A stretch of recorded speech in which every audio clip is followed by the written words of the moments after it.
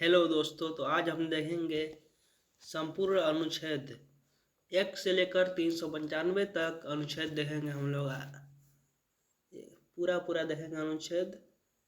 आप लोग अगर यह सेशन अच्छा लगेगा तो इसे लाइक कीजिएगा, शेयर कीजिएगा। 1 से लेकर 395 तक देखेंगे अनुच्छेद। तो आप लोग इस वीडियो में बने रहिए। तो आज देखते हैं हम अनुच्छेद। स्टार्ट करते हैं हम 1 से लेकर 195 तक अनुच्छेद। पूरा संक्षिप्त में देखेंगे हम लोग। देखते हैं अनुच्छेद नंबर 1 क्या कहता है। अनुच्छेद नंबर 1 कहता है संघ का नाम और क्षेत्र। ठीक है। अनुच्छेद नंबर 2 कहता है राज्यों का प्रवेश या स्थापना। नया राज्य का प्रवेश कर सकते हैं या उसका स्थापना कर सकते हैं। ठीक है। और थर्ड नंबर अनुच्छेद कहता है नए राज्यों का निर्माण या मौजूदा राज्यों की सीमाओं के नाम में परिवर्तन कर सकता है। तीसरा अनुच्छेद कहता है नाम में परिवर्तन, राज्य के नाम में परिवर्तन कर सकता है, उसका विभाजन कर सकता है, उसका सीमा में इधर उधर कर सकता है। वो तीसरा अनुच्छेद है। अनुच्छेद नंबर 4 है अनुसूचियों या संशोधन से संबंधित व्यवस्थाएं हैं। अनुच्छेद नंबर 5 है संविधान लागू के समय नागरिकता। अनुच्छेद नंबर 5 क्या है, नागरिकता का से संबंधित है। अनुच्छेद नंबर 5 ठीक है। संविधान जब लागू हुआ था उसी समय नागरिकता हो गया था भारत लोगों का, उस समय का है। अब अनुच्छेद नंबर 6 है जो पाकिस्तान से आए व्यक्ति है ना उनको नागरिकता दिया जाएगा। इस पर अनुच्छेद नंबर 6 में है। और पाकिस्तान गए, जो पाकिस्तान चले गए हैं और लौट व्यक्ति की नागरिकता मिलेगा। और 8वां नंबर है अनुच्छेद नंबर 8 है विदेश में रहने वाले भारतीय मूल के लोगों की नागरिकता। अगर विदेश में रह रहे हैं तो मूल की नागरिकता हो जाएगा। विदेश में रह रहे हैं अगर विदेश में रहने वाले भारतीय मूल के लोगों की नागरिकता रहेगा। अनुच्छेद नंबर 8 है। अनुच्छेद नंबर 9 है विदेशी नागरिकता अगर ले लेंगे, वहाँ अगर यहाँ के लोग, इंडिया के लोग विदेश जाकर वहाँ का नागरिकता ले लेंगे तो यहाँ का नागरिकता मतलब इंडिया का नागरिकता खत्म हो जाएगा, समाप्त हो जाएगा। ये अनुच्छेद नंबर 9 है। अनुच्छेद नंबर 10 है नागरिकता का निरंतर अधिकार है हम लोग का। ठीक है। अनुच्छेद नंबर 11 है संसद को नागरिकता संबंधी कानून बनाने का अधिकार हम लोग का है। राज्य का परिभाषा अनुच्छेद नंबर 12, ये वाला याद रखिएगा। राज्य की परिभाषा कितना है, अनुच्छेद नंबर 12। अनुच्छेद नंबर 13 मौलिक अधिकारों के वितरित कानून की अमान्यता। अनुच्छेद नंबर 14 है कानून की समझ समानता। अनुच्छेद नंबर 15 है भेदभाव का निषेध। अनुच्छेद नंबर 16 क्या कहता है हम लोग का, सार्वजनिक रोजगार में अवसर की क्षमता। अनुच्छेद नंबर 17 बहुत ही इम्पोर्टेंट है अस्पृश्यता का अंत, मतलब छुआछूत का अंत अनुच्छेद नंबर 17 में है। अस्पृश्यता का अंत है। और अनुच्छेद नंबर 18 भी बहुत इम्पोर्टेंट है, उपाधियों का अंत है। ठीक है। अनुच्छेद नंबर 19 है स्वतंत्रता का अधिकार, सभी लोग स्वतंत्र हैं। स्वतंत्रता का अधिकार हम लोग को है अनुच्छेद नंबर 19 में। अपराधों के लिए संरक्षण हम लोग का है अनुच्छेद नंबर 20। अनुच्छेद नंबर 21 है, अनुच्छेद नंबर 21 है जीवन और व्यक्तिगत स्वतंत्रता का संरक्षण। और अनुच्छेद नंबर 21 का ए सबसे इम्पोर्टेंट है, शिक्षा का अधिकार हम लोग का है। अनुच्छेद नंबर 21A। ठीक है। आगे बढ़ते हैं। अनुच्छेद नंबर 22 है गिरफ्तारी और नज़रबंदी से संरक्षण। अनुच्छेद नंबर 23 है मानव तस्करी और जबरन मजदूरी मतलब रोक लगाया जाएगा। अनुच्छेद नंबर 23 है। अनुच्छेद नंबर 24 है, ये भी इम्पोर्टेंट है, ये पूछता है बालकों से खतरनाक रोजगार का निषेध है। धर्म के स्वतंत्रता का अधिकार अनुच्छेद नंबर 25 है, कोई भी धर्म हम लोग मान सकते हैं, धर्म के से कोई दिक्कत नहीं है, किसी को रहना चाहिए, धर्म की स्वतंत्रता है हम लोग का। अनुच्छेद नंबर 26 है धार्मिक मामलों का प्रबंधन करने की स्वतंत्रता। अनुच्छेद नंबर 27 है करों द्वारा किसी धर्म के प्रचार का निषेध। अनुच्छेद नंबर 28 है धार्मिक शिक्षा का निषेध कुछ अपवाद सहित। अनुच्छेद नंबर 29 है अल्पसंख्यकों के हितों का संरक्षण, ये भी इम्पोर्टेंट है। अनुच्छेद नंबर 30 हम लोग का क्या है, अनुच्छेद नंबर 30 है अल्पसंख्यकों को शैक्षिक संस्थान स्थापित और संचालित करने का अधिकार। अनुच्छेद नंबर 31 है संपत्ति का अधिकार। अनुच्छेद नंबर 31 क्या कह रहा है, संपत्ति का अधिकार है। 1978 में मौलिक अधिकारों से हटाया गया इसको, संपत्ति का अधिकार को। अनुच्छेद नंबर 32 है मौलिक अधिकारों के परिवर्तन के लिए संवैधानिक उपचार का अधिकार। अनुच्छेद नंबर 33 है सशस्त्र बलों आदि के सदस्यों के मौलिक अधिकारों पर प्रतिबंध लगाने का संसद की क्या है, संसद की शक्ति है। अनुच्छेद नंबर 34 है क्या कर रहे हैं, मार्शल लॉ के दौरान मौलिक अधिकारों का प्रबंधन है। अनुच्छेद नंबर 36 है अनुच्छेद नंबर 35 है पहले संसद द्वारा कुछ अधिकारों के प्रवर्तक से संबंधित कानून है, ये सर्टिफिकेट नहीं अभी। राज्य नीति के निर्देशक सिद्धांतों का प्रयोजन के लिए राज्य की परिभाषा, यह है अनुच्छेद नंबर 36 है। अनुच्छेद नंबर 37 है निर्देशक सिद्धांतों का अनुपालन करने का राज्य का दायित्व। अनुच्छेद नंबर 38 है सामाजिक व्यवस्था का संदर्भ और लोगों के कल्याण की सुरक्षा। अनुच्छेद नंबर 38 है, ठीक है। अब अनुच्छेद नंबर 39 देखते हैं।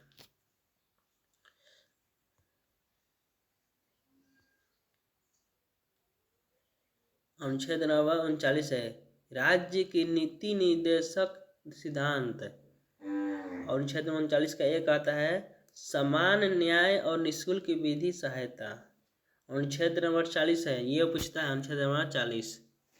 अनुच्छेद नंबर 40 का आता है ग्राम पंचायतों का संगठन, ये इम्पोर्टेंट है। ग्राम पंचायतों का संगठन किस में है, अनुच्छेद नंबर 40 में है।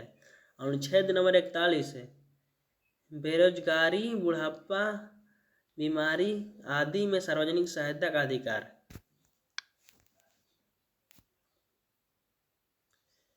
ठीक है। अनुच्छेद नंबर 42 है काम की उचित और मानवीय परिस्थितियों का मातृत्व राहत। ठीक है, आगे देखते हैं। अनुच्छेद नंबर 43 देखते हैं मजदूरों को जीविका के लिए पर्याप्त वेतन सम्मानजनक जीवन स्तर। अनुच्छेद नंबर 43 है एक का ए है उद्यमों में श्रमिकों की प्रबंधन में भागीदारी। अनुच्छेद नंबर 44 सभी नागरिकों के लिए समान सिविल संहिता। अनुच्छेद नंबर 45 सबसे इम्पोर्टेंट है यह 6 वर्ष तक के बच्चों के लिए प्रारंभिक बचपन की देखभाल और शिक्षा सरकार की जिम्मेवारी है। ठीक है। अनुच्छेद नंबर 46 है अनुसूचित जातियों जनजातियों और कमजोर वर्गों के शैक्षिक और आर्थिक हितों का संवर्धन। अनुच्छेद नंबर 47 है पोषण स्तर जीवन स्तर संवर्धन और जन स्वास्थ्य का सुधार। अनुच्छेद नंबर 48 का कहता है हम लोग का कृषि और पशुपालन का संगठन गाय और बछड़ों की हत्या का निषेध। गाय और बछड़ा पर निषेध किसमें है, अनुच्छेद नंबर 48। लेकिन यहाँ पर इंडिया में गाय बछड़ा का हत्या होता है। कृषि और पशुपालन का संगठन, यहाँ पर कृषि को ही जो है अपना कंपनी वाला अपना रेट फिक्स करता है, लेकिन कृषि वाला फिक्स से नहीं कर सकता है।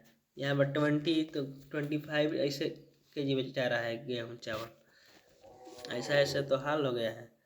अनुच्छेद नंबर 48 का 48A क्या कह रहा है पर्यावरण वन और वन्य जीव की सुरक्षा, ये भी इम्पोर्टेंट है, ये भी आता है। पर्यावरण वन और वन्य जीव का सुरक्षा कौन सा है, अनुच्छेद नंबर 48 का A।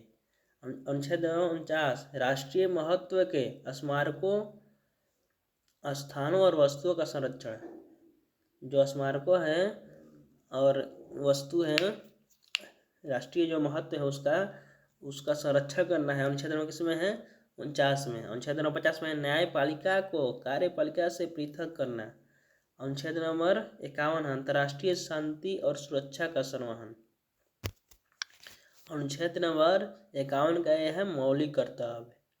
ठीक है, मौलिक कर्तव्य किसमें है ये भी पूछता है। अनुच्छेद नंबर 51 का ए। अनुच्छेद नंबर 52 भी सबसे इम्पोर्टेंट है।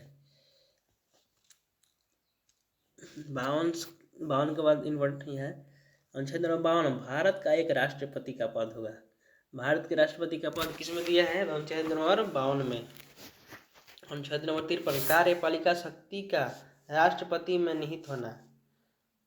ठीक है, अब राष्ट्रपति का निर्वाचन जिसमें वोट मतलब निर्वाचित किया जाएगा अनुच्छेद नंबर 54 में है। अनुच्छेद नंबर 52 में ये पूछता है राष्ट्रपति का किस अनुच्छेद में है राष्ट्रपति का पद। अनुच्छेद नंबर 52 में याद रखिएगा। और राष्ट्रपति का निर्वाचन किस में है? अनुच्छेद नंबर 54। राष्ट्रपति के निर्वाचन की प्रक्रिया किस में है? अनुच्छेद नंबर 55। अनुच्छेद नंबर 56 में है राष्ट्रपति का कार्यकाल, यही पूछता है राष्ट्रपति का कार्यकाल किस में है? अनुच्छेद नंबर 56 में है।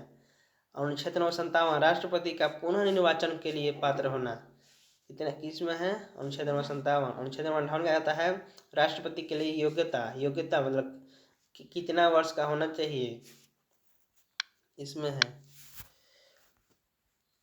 अब ये देखते हैं अनुच्छेद नंबर 59 निरस्त राष्ट्रपति के कार्यकाल संबंधी प्रावधान हटाना गया, ये वाला निरस्त हो गया 59 है। और अनुच्छेद नंबर 60 राष्ट्रपति का शपथ की प्रक्रिया, शपथ किस में लेंगे किस में है? अनुच्छेद नंबर 60 में। अनुच्छेद नंबर 61 में राष्ट्रपति का महाभियोग उनको हटाने की प्रक्रिया किस में है? अनुच्छेद नंबर 61 में।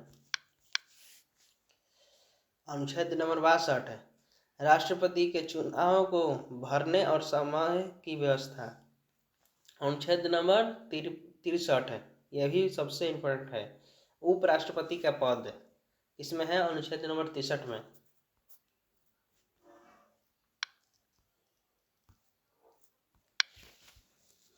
अब देखते हैं अनुच्छेद नंबर 64 उपराष्ट्रपति का राज्यसभा के सभापति के रूप में कार्य करना। अनुच्छेद नंबर 64 क्या कहता है? उपराष्ट्रपति का राज्यसभा में सभापति के रूप में कार्य करना, अनुच्छेद नंबर 64 है। और अनुच्छेद नंबर 65 है राष्ट्रपति का पद रिक्त होने पर उपराष्ट्रपति का कार्यभार संभालेंगे। अगर राष्ट्रपति नहीं होंगे तो उसका उनका पद खाली होगा तो उपराष्ट्रपति उनका कार्य संभालेंगे। ठीक है, अनुच्छेद नंबर 66 कहता है उपराष्ट्रपति का निर्वाचन, ये वाला इम्पोर्टेंट है। उपराष्ट्रपति का निर्वाचन किसमें है? अनुच्छेद नंबर 66। अनुच्छेद नंबर 67 उपराष्ट्रपति का कार्यकाल कितने साल रहेंगे उपराष्ट्रपति, उसमें दिया है अनुच्छेद नंबर 67 में। अनुच्छेद नंबर 68 है उपराष्ट्रपति के पद को भरना और समय की व्यवस्था। उपराष्ट्रपति के शपथ की प्रक्रिया इसमें है अनुच्छेद नंबर 69। अनुच्छेद नंबर 70 में है राष्ट्रपति के कार्यों का निर्वहन करने के लिए प्रावधान है। अनुच्छेद नंबर 71 राष्ट्रपति और उपराष्ट्रपति के चुनाव संबंधी विवादों का निपटारा है। अनुच्छेद नंबर 72 राष्ट्रपति द्वारा दया याचिका क्षमा माफी आदि का अधिकार। अनुच्छेद नंबर क्या कहता है? राष्ट्रपति द्वारा दया याचिका क्षमा भी कर सकते हैं, किसी को केस होगा तो क्षमा कर सकते हैं, किसी को फांसी हो गया तो फांसी रुकवा सकते हैं, उनके पास उतना पावर है। क्षमा भी कर सकते हैं, माफी भी दिला सकते हैं, ये राष्ट्रपति के पावर है। किस अनुच्छेद में है ये? अनुच्छेद नंबर 72, ये सबसे इम्पोर्टेंट है। और अनुच्छेद नंबर 73 केंद्र की कार्यपालिका शक्ति का विस्तार। अनुच्छेद नंबर 74 है राष्ट्रपति को सहायता और सलाह देने के लिए मंत्रिपरिषद होता है। मंत्रिपरिषद होता है वो प्रधानमंत्री का ही बात सुनते हैं, प्रधानमंत्री जो कहेंगे वही करना है, अपने से ऐसे ही नहीं कहेगा। जब मंत्रिपरिषद साइन करता है तभी राष्ट्रपति उसको करते हैं। अनुच्छेद नंबर 75 मंत्रिपरिषद की नियुक्ति कार्यकाल और जिम्मेवारी, अनुच्छेद नंबर 75 में है। अनुच्छेद नंबर 76 है अटॉर्नी जनरल ऑफ इंडिया। अनुच्छेद नंबर 77 है केंद्र सरकार के कार्यों का संचालन। अनुच्छेद नंबर 78 ये इम्पोर्टेंट है प्रधानमंत्री का कर्तव्य, क्या कर्तव्य है? अनुच्छेद नंबर 78 में। अनुच्छेद नंबर 79 80 81 याद रखिएगा, सबसे इम्पोर्टेंट है ये भी। 79 80 81 सरला याद कर लीजिए, स र ला से संसद का गठन किसमें है? संसद का गठन 79 में है, 79, ठीक है। और र से याद करिए राज्यसभा, राज्यसभा की संरचना किसमें है? 80 में है, राज्यसभा की संरचना 80 में है। और ला से लोकसभा याद कर लीजिए, लोकसभा 81 में है, ठीक है। तो ऐसे याद कर लीजिए, 79 में है संसद का गठन, 80 में राज्यसभा की संरचना और 81 में है लोकसभा की संरचना। और अनुच्छेद नंबर 82, अनुच्छेद नंबर 82 क्या कहता है? जनगणना के बाद सीटों का पुनर्विन्यास हो जाएगा। और अनुच्छेद नंबर 83 कहता है लोकसभा और राज्यसभा का कार्यकाल, लोकसभा राज्यसभा का कितना कार्यकाल होगा उसके बारे में दिया है अनुच्छेद 83 में। आगे देखते हैं हम लोग। अनुच्छेद नंबर 84 क्या कहता है? संसद की सदस्यता के लिए योग्यता, कितने योग्यता होना चाहिए संसद की सदस्य बनने के लिए, उसमें दिया है अनुच्छेद नंबर 84। अनुच्छेद नंबर 85 है संसद के सत्रों का आह्वान और स्थगन करना। अनुच्छेद 86 राष्ट्रपति का संसद को संबोधन करना। अनुच्छेद नंबर 27 संसद में राष्ट्रपति का विशेष संबोधन। अब देखते हैं अनुच्छेद नंबर 88 देखते हैं अटॉर्नी जनरल और मंत्रियों का संसद की कार्यवाही में भाग लेने का अधिकार। अनुच्छेद नंबर 88। अनुच्छेद नंबर 89 राज्यसभा के सभापति और उपसभापति के बारे में किसमें है? अनुच्छेद नंबर 89 में। 90 में कहता है सभापति और उपसभापति के पद रिक्त होना या हटाया जाना। अनुच्छेद नंबर 91 का कहता है सभापति और उपसभापति के कार्यभार का निर्वहन करना। अनुच्छेद नंबर 92 है सभापति उपसभापति के वेतन और भत्ता के बारे में है, अनुच्छेद नंबर 92। अनुच्छेद नंबर 93 कहता है लोकसभा के अध्यक्ष और उपाध्यक्ष, लोकसभा के अध्यक्ष या उपाध्यक्ष किसमें है? अनुच्छेद नंबर 93। अनुच्छेद नंबर 94 है अध्यक्ष और उपाध्यक्ष का पद रिक्त होना या हटाया जाना। अनुच्छेद नंबर 95 है अध्यक्ष और उपाध्यक्ष के कार्यभार का निर्वहन। यह हो गया अनुच्छेद नंबर 95। अनुच्छेद नंबर 96 से देखते हैं हम लोग। अनुच्छेद नंबर 96 लोकसभा के अध्यक्ष उपाध्यक्ष के खिलाफ प्रस्ताव का अध्यक्षता। अनुच्छेद नंबर 97 अध्यक्ष उपाध्यक्ष सभापति और उप सभापति के वेतन और भत्ते। अनुच्छेद नंबर 98 का कह रहा है संसद के सचिवालय। अनुच्छेद नंबर 99 संसद के सदस्यों का शपथ का प्रतिक्रिया। अनुच्छेद नंबर 100 है संसद में मतदान और बहुमत के नियम। अनुच्छेद नंबर 101 संसद की सदस्यता की योग्यता की स्थिति में सीट का रिक्त होना। अनुच्छेद नंबर 102 संसद की सदस्यता के लिए अयोग्यता। अनुच्छेद नंबर 103 अयोग्यता के मामले का निर्णय राष्ट्रपति द्वारा होगा। अनुच्छेद नंबर 104 क्या कर रहा है? संसद के सदस्य द्वारा अवैध रूप से बैठने और मतदान करने का दंड मिलेगा। अनुच्छेद नंबर 105 कर रहा है संसद और उसके सदस्यों की विशेषाधिकार। अनुच्छेद नंबर 106 है संसद के सदस्यों का वेतन और भत्ता। अनुच्छेद नंबर 107 है संसद के विधेयकों और प्रारंभ और पारित होना। अनुच्छेद नंबर 108 है संयुक्त बैठक की व्यवस्था। और अनुच्छेद नंबर 9 है धन विधेयक का प्रारंभिक और पारित होना। अनुच्छेद नंबर 110 मोस्ट इम्पोर्टेंट धन विधेयक का परिभाषा किसमें है? अनुच्छेद नंबर 110। अनुच्छेद नंबर 111 राष्ट्रपति द्वारा विधेयक का सहमति का वापसी।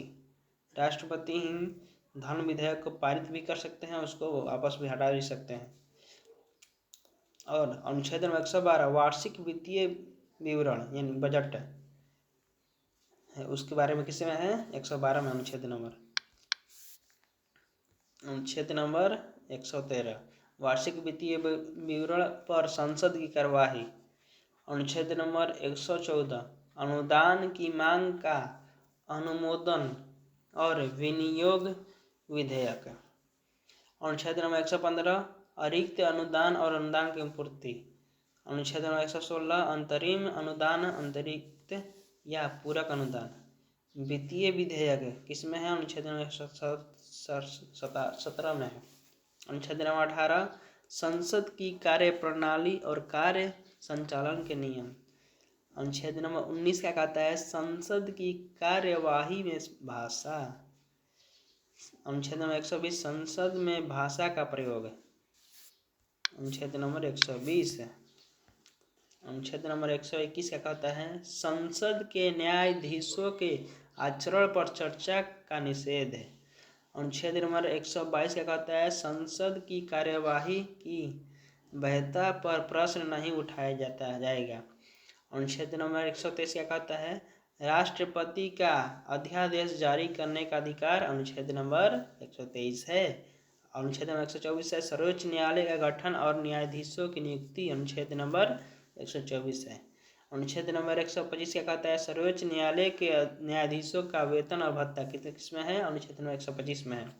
अनुच्छेद नंबर 126 मुख्य न्यायाधीशों का पद रिक्त होने पर कार्यवाहक मुख्य न्यायाधीश करेंगे। किसमें है? अनुच्छेद नंबर 126। अनुच्छेद नंबर 127 क्या कहता है? सर्वोच्च न्यायालय में न्यायाधीशों की अस्थायी नियुक्ति। अब आगे देखते हैं। अनुच्छेद नंबर 128 है सेनावृत्ति और न्यायाधीशों का पुनः आह्वान। अनुच्छेद नंबर 129 है सर्वोच्च न्यायालयों की अवमानन का दंड देने की शक्ति। अनुच्छेद नंबर 133 है सर्वोच्च न्यायालय की बैठक का स्थान। अनुच्छेद नंबर 131 है राज्यों और केंद्रों के बीच विवादों का मूल अधिकार। अनुच्छेद नंबर 31 जो है निरस्त हो चुका है। अनुच्छेद नंबर 32 है संवैधानिक मामलों में अपील का अधिकार। अनुच्छेद नंबर 33 है दीवानी मामलों में अपील का अधिकार। अनुच्छेद नंबर 134 है आपराधिक मामलों में अपील का अधिकार। उसके आगे देखते हैं। अनुच्छेद नंबर 134 का ए है अपील प्रमाण पत्र प्रावधान। अनुच्छेद नंबर 135 है संघीय न्यायालय में सर्वोच्च न्यायालय की अधिकार हस्तांतरण। अनुच्छेद नंबर 136 है विशेष अनुमति से अपील का अधिकार। अनुच्छेद नंबर 137 है सर्वोच्च न्यायालय द्वारा अपने निर्णयों की पुनर्विचार शक्ति। अनुच्छेद नंबर 138 है सर्वोच्च न्यायालय का अधिकार विस्तार। अनुच्छेद नंबर 139 है सर्वोच्च न्यायालय को कुछ मामलों में आदेश जारी करने का अधिकार। अगर आप लोग को यह सेशन अच्छा लग रहा होगा तो लाइक कीजिएगा, कमेंट कीजिएगा, सब्सक्राइब कीजिएगा और आपको ऐसा वीडियो देखने के लिए प्लीज़ हमारे चैनल को सब्सक्राइब कीजिएगा, बेल आइकन को प्रेस कर लीजिएगा। अनुच्छेद नंबर 139 का ए है मामलों का हस्तांतरण। अनुच्छेद नंबर 140 है संसद द्वारा सर्वोच्च न्यायालय को अतिरिक्त शक्तियों प्रदान कर रहा है। अनुच्छेद नंबर 141 है सर्वोच्च न्यायालय के निर्णय देश के लिए बाध्यकारी होगा। अनुच्छेद नंबर 142 है पूर्ण न्याय करने के लिए सर्वोच्च न्यायालय की शक्ति। अनुच्छेद नंबर 143 है राष्ट्रपति द्वारा सर्वोच्च न्यायालय से परामर्श लेंगे। जो परामर्श लेना है राष्ट्रपति द्वारा सर्वोच्च न्यायालय से परामर्श ले सकते हैं। इसमें है अनुच्छेद नंबर 143 में है। अनुच्छेद नंबर 144 में है सभी प्राधिकरणों का सर्वोच्च न्यायालय की सहायता करना। अनुच्छेद 145 सर्वोच्च न्यायालय के नियम। अनुच्छेद नंबर 146 सर्वोच्च न्यायालय के कर्मचारियों और खर्च। आगे देखते हैं। अनुच्छेद नंबर 147 है सर्वोच्च न्यायालय के संदर्भ में परिभाषा। अनुच्छेद नंबर 148 है भारत के नियंत्रक और महालेखा परीक्षण। अनुच्छेद नंबर 149 है नियंत्रक और महालेखा परीक्षक के कर्तव्य और शक्तियाँ। अनुच्छेद नंबर 150 है भारत की खातों की रूपरेखा। अनुच्छेद नंबर 151 है नियंत्रक और महालेखा परीक्षक की रिपोर्ट। अनुच्छेद नंबर 152 है राज्यों के संदर्भ में राज्य की परिभाषा। राज्य की परिभाषा कितने है? अनुच्छेद नंबर 152 है।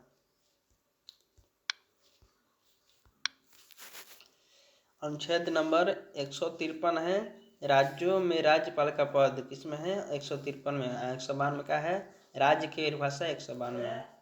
अनुच्छेद नंबर 154 में राज्य की कार्यपालिका शक्ति का राज्यपाल में निहित होना है। अनुच्छेद नंबर 155 है राज्यपाल की नियुक्ति। अनुच्छेद नंबर 56 है राज्यपाल का कार्यकाल। अनुच्छेद नंबर 157 है राज्यपाल के लिए योग्यता, कितने साल का योग्यता है उनका, ये बताया गया है। अनुच्छेद नंबर 157। अनुच्छेद नंबर 158 कहता है राज्यपाल के कार्यकाल और शर्तें। अनुच्छेद नंबर 159 है राज्यपाल की शपथ की प्रतिक्रिया, किसमें है, अनुच्छेद नंबर 159 में।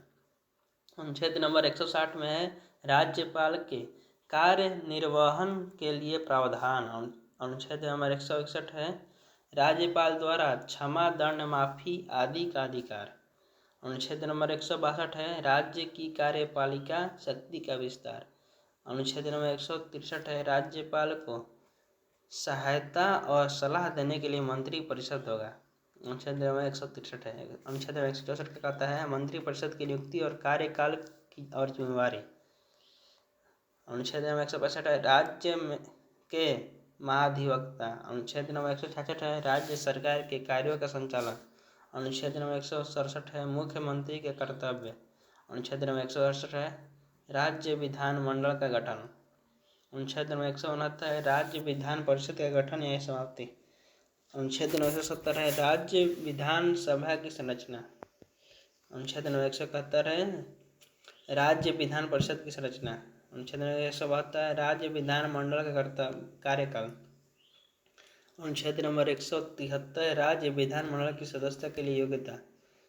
174 है राज्य विधानमंडल का सत्रों का आह्वान और स्थगन।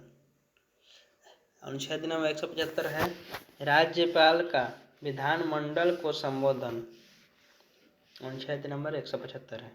अनुच्छेद नंबर 176 है विधानमंडल में राज्यपाल का विशेष संबोधन। अनुच्छेद नंबर 177 है महाधिवक्ता और मंत्रियों का विधानमंडल में भाग लेने का अधिकार। अनुच्छेद नंबर 178 है विधानसभा के अध्यक्ष और उपाध्यक्ष। अनुच्छेद नंबर 179 है अध्यक्ष और उपाध्यक्ष का पद रिक्त होना, यह हटाया जाना। अनुच्छेद नंबर 180 है अध्यक्ष और उपाध्यक्ष के कार्यभार का निर्वहन। अनुच्छेद नंबर 181 है अध्यक्ष या उपाध्यक्ष के खिलाफ प्रस्ताव का अध्यक्षता। अनुच्छेद नंबर 182 है विधान परिषद के अध्यक्ष और उपाध्यक्ष। अनुच्छेद नंबर 183 है विधान परिषद के अध्यक्ष और उपाध्यक्ष का पद रिक्त होना, यह हटाया जाना। अनुच्छेद नंबर 184 है अध्यक्ष और उपाध्यक्ष के कार्यभार का निर्वहन। अनुच्छेद नंबर 185 है अध्यक्ष और उपाध्यक्ष का वेतन और भत्ता। अनुच्छेद नंबर 186 है राज्य विधानमंडल के सदस्यों के वेतन और भत्ता। 187 है राज्य विधानमंडल का सचिवालय।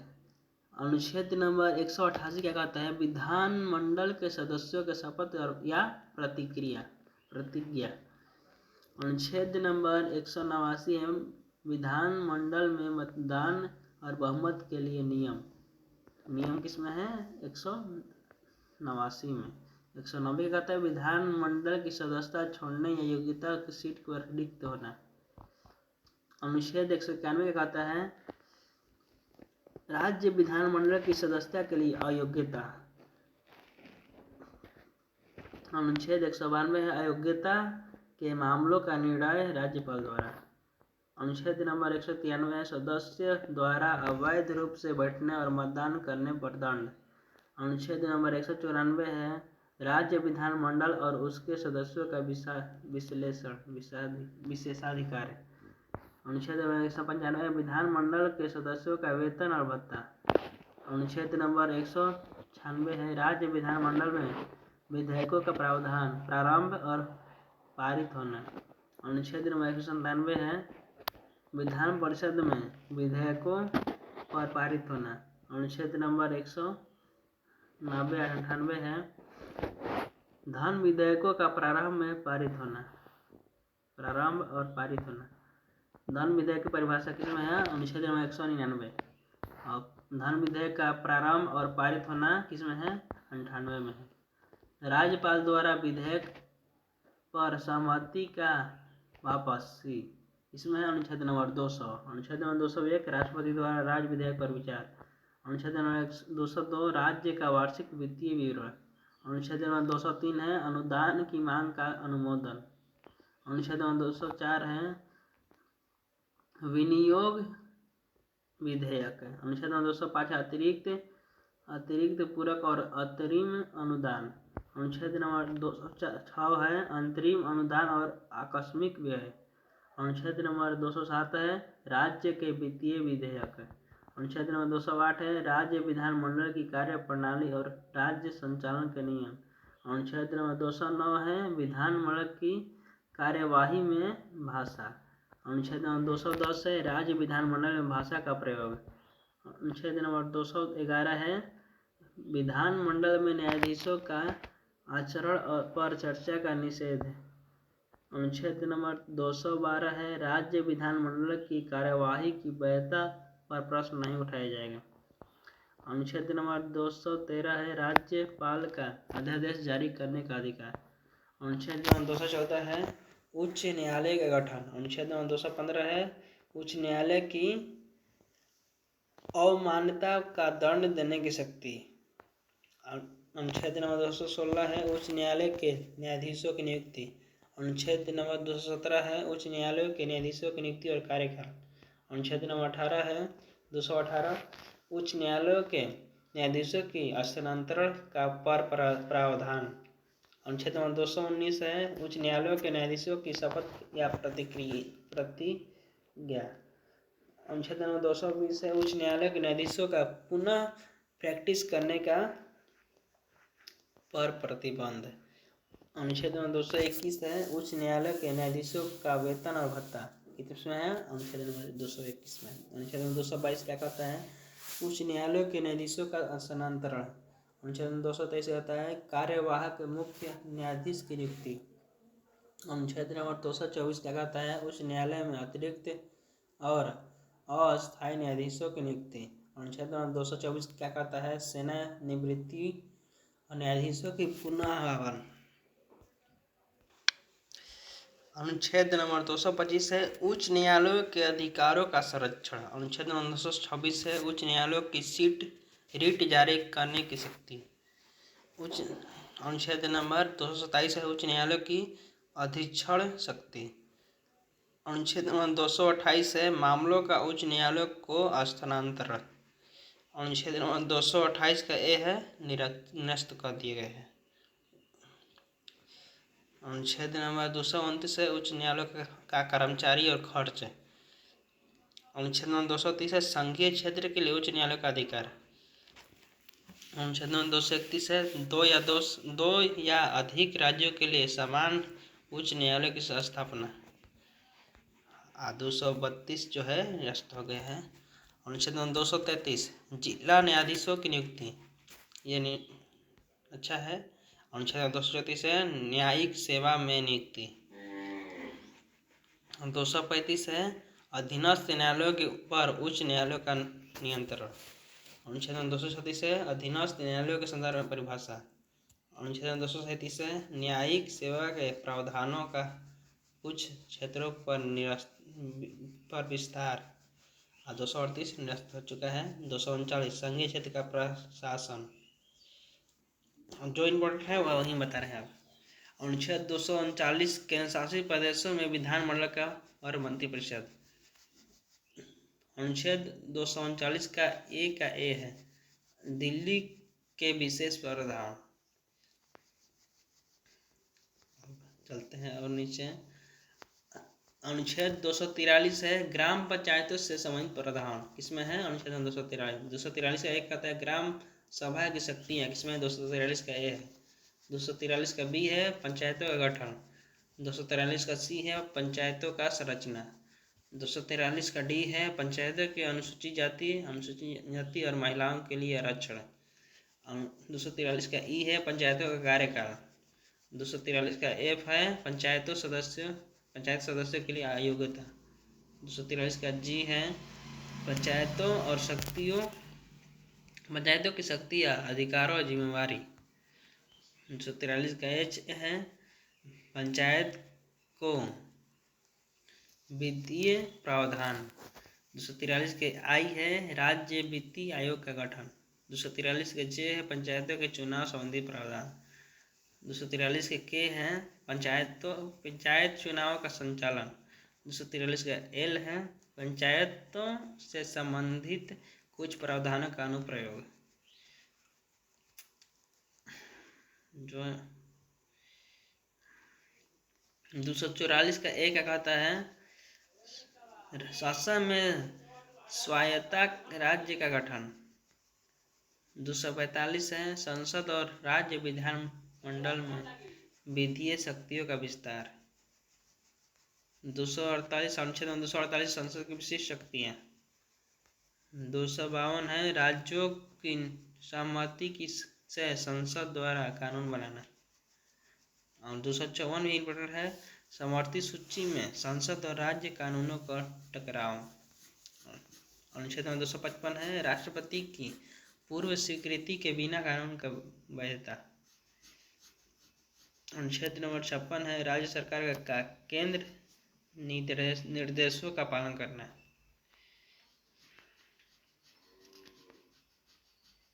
अनुच्छेद नंबर 260 है भारत के बाहर कुछ क्षेत्रों का प्रशासन। अनुच्छेद नंबर 61 है न्यायिक कार्यवाही और सार्वजनिक कृत्यों की पूर्व निष्ठा और श्रेय। अनुच्छेद नंबर 252 है राज्य अंतर्राष्ट्रीय जल विवादों का निपटारा। अनुच्छेद नंबर 263 है अंतर्राष्ट्रीय परिषद का गठन। अनुच्छेद नंबर 264 है संघ और राज्यों के बीच समझौता। कर का आरोपण केवल कानून द्वारा। अनुच्छेद 265 है भारत की समेकित निधि और आकस्मिक निधि इसमें है 266 में है। भारत की आकस्मिक निधि 267 में है। 268 में है संघ द्वारा लगाए गए करों के राज्य में वसूली। 273 है पूर्वी क्षेत्र के राज्यों के अतिरिक्त अनुदान। अनुच्छेद 274 है कुछ विधेयकों पर राष्ट्रपति की सिफारिश। राज्यों का अनुदान किसमें है 275। पेशे व्यवसाय और व्यावसायिकों और रोजगार पर कर लगाने का शक्ति 276 है। 277 है मौजूदा करों का निरंतरता। 279 है भारत की आय की गणना किसमें है 279 का है वस्तु एवं सेवा कर परिषद। 280 है वित्त आयोग का गठन। 281 है वित्त आयोग की सिफारिश। सार्वजनिक धन का जमा 284 है। 287 है बिजली कर पर कर से छूट। 286 राज्य कर लगाने की शक्ति का प्रतिबंध। 290 है राज्यों को वार्षिक भुगतान। 290 है सिख गुरुद्वारा के लिए वार्षिक भुगतान। 292 है केंद्र सरकार के उधार लेने की शक्ति।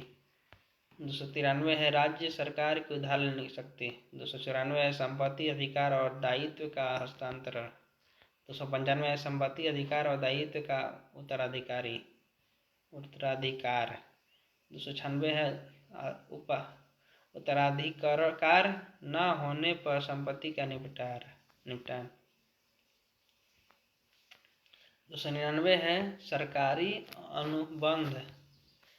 संपत्ति का अधिकार किस अनुच्छेद में है 300A में है। 300A में है संपत्ति का अधिकार इम्पोर्टेंट है। 301 कहता है व्यापार वाणिज्य और संपर्क की स्वतंत्रता हम लोग का है 301। 302 कहता है संसद और व्यापार और वाणिज्य का प्रतिबंध। 303 है राज्यों के बीच भेदभाव का निषेध। राज्यों द्वारा व्यापार का प्रतिबंध पर प्रतिबंध। मौजूदा कानूनों की सुरक्षा 305 है और 306 यहाँ तो जगह है 307। अनुच्छेद 304 305 के प्रवर्तन हेतु प्राधिकरण है। सेवाओं का कार्यकाल अनुच्छेद 310 है। अखिल भारतीय सेवाओं का गठन अनुच्छेद नंबर 312 है। लोक सेवा आयोग 315। अनुच्छेद नंबर 315 में लोक सेवा आयोग के बारे में है। लोक सेवा आयोग सदस्यों की नियुक्ति और कार्यकाल 316। लोक सेवा आयोग के सदस्यों का हटाया जाना 317।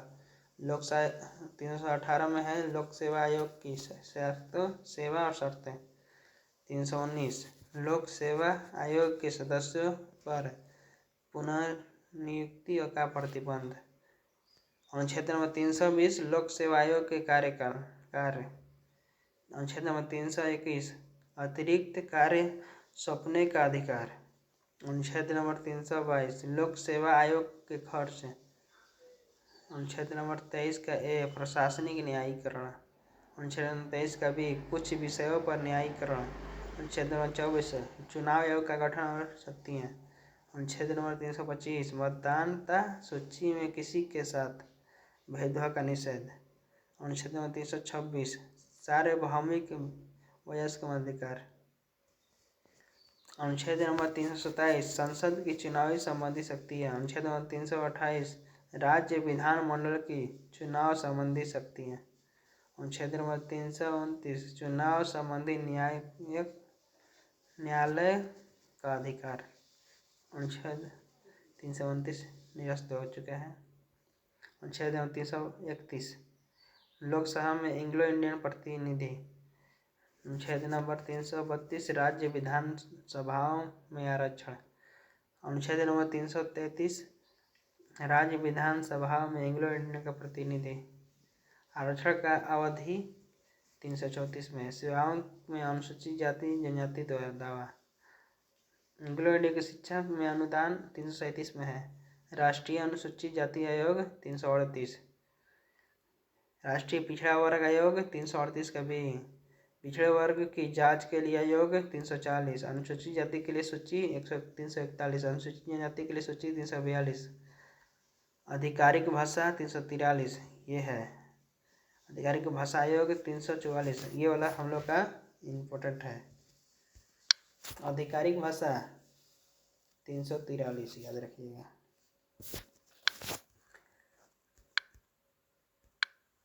आधिकारिक भाषा आयोग 344 है। राज्यों की आधिकारिक भाषा 345। आगे देखते हैं 350 का प्राथमिक शिक्षा में मातृत्व का प्रावधान। अल्पसंख्यक भाषा के लिए विशेष अधिकार 350 का भी है। 351 हिंदी भाषा का विकास ये इम्पोर्टेंट है। हिंदी भाषा का विकास किसमें है? 351 में। राष्ट्रीय आपातकाल की घोषणा 352 में है। राष्ट्रीय आपातकाल की घोषणा किसमें है? 352 में। ठीक है। 353 है आपातकाल में केंद्र की शक्ति। 354 है आपातकाल में वित्तीय प्रावधान। 355 है राज्यों की रक्षा का केंद्र का कर्तव्य। राष्ट्रपति शासन 356 अनुच्छेद नंबर 356 में राष्ट्रपति शासन है। अनुच्छेद 357 है राष्ट्रपति शासन के दौरान विधायी शक्तियों का प्रयोग। अनुच्छेद 358 आपातकाल में अनुच्छेद 19 का नियम। अनुच्छेद 359 है मौलिक अधिकारों का प्रवर्तन निलंबन करना। अनुच्छेद 360 है वित्तीय आपातकाल। अनुच्छेद 361 है राष्ट्रपति और राज्यपालों का दायित्व के संरक्षण। अनुच्छेद नंबर 361 का है समाचार पत्रों के लिए संरक्षण है। अनुच्छेद 361 का भी है कुछ पदों के अयोग्यता। अनुच्छेद 363 का है कुछ विवादों में न्यायालय का अधिकार न होना। अनुच्छेद नंबर 367 है संविधान की व्याख्या। 368 है संविधान संशोधन की प्रक्रिया। और 370 जो है हम लोग का अब निरस्त हो चुका है। जम्मू कश्मीर के बारे में दिया गया था 70। 371 है महाराष्ट्र और गुजरात के लिए विशेष प्रावधान। महाराष्ट्र और गुजरात के लिए विशेष प्रावधान किसमें है? 371 में। 371 का यह है नागालैंड के लिए विशेष प्रावधान। 371 का भी है असम के लिए प्रावधान। 371 का सी है मणिपुर के लिए विशेष प्रावधान। 371 का डी है आंध्र प्रदेश के लिए विशेष प्रावधान। 371 के ई है आंध्र प्रदेश में विश्वविद्यालय की स्थापना। 371 के ई है सिक्किम के लिए विशेष प्रावधान।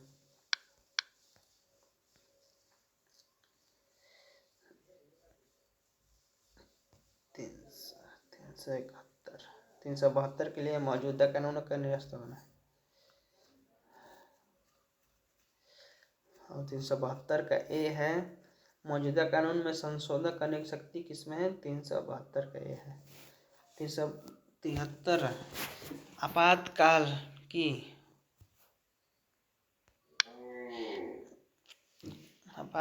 की उद्घोषणा का प्रभाव। 374 है भारत के सर्वोच्च न्यायालय का गठन। 375 न्यायाधीशों की शपथ। और 376 है उच्च न्यायालय के न्यायाधीशों की नियुक्ति। ये सब निरस्त हो चुका है। तो हमारा अभी सेशन ख़त्म हो चुका है। अगर आपको यह वीडियो आपको कोई नॉलेज दिया होगा, आपको नॉलेज एक्सेस दिया होगा, तो आप इसे लाइक कीजिएगा, शेयर कीजिएगा, सब्सक्राइब कीजिएगा। तो हमारे साथ बने रहिएगा। अब इस वीडियो को यहीं पर निरस्त करते हैं, मतलब बंद करते हैं। धन्यवाद।